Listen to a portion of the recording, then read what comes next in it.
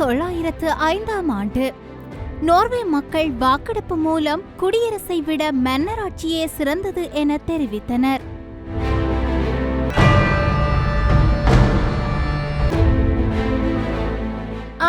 1918ஆம் ஆண்டு ஆஸ்திரியா குடியரசாகியது.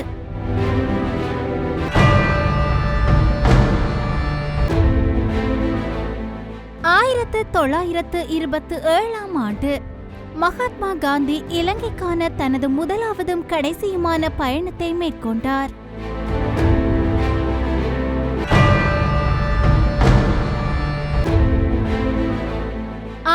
1969ஆம் ஆண்டு மைலாய் படுகொலைகள் தொடர்பான உண்மையை ஊடகவியலாளர் சீமோர் ஹெர்ட்ஸ் வெளியிட்டார்.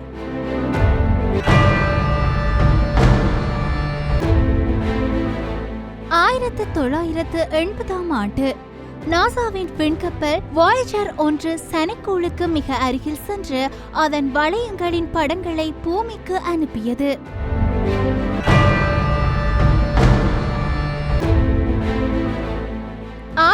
1989ஆம் ஆண்டு தென்னிலங்கையின் உலப்பனையில் தனது தோட்ட வீட்டில் மறைந்திருந்த மக்கள் விடுதலை முன்னணியின் தலைவர் ரோகண விஜயவீர கைதாகி மறுநாள் கொல்லப்பட்டார்.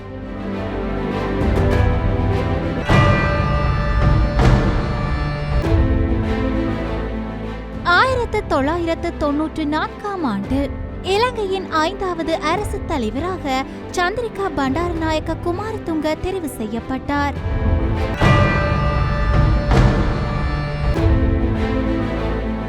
2001ஆம் ஆண்டு ஆப்கானிஸ்தானின் காபுல் நகரை விட்டு தலிபான் படைகள் முற்றாக விலகினர்.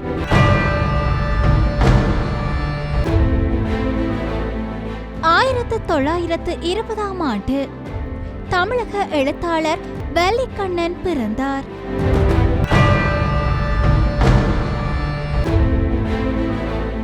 2001ஆம் ஆண்டு இந்த அமெரிக்க துறவி சத்குரு சிவாய சுப்பிரமணியம் சுவாமி இறந்தார்.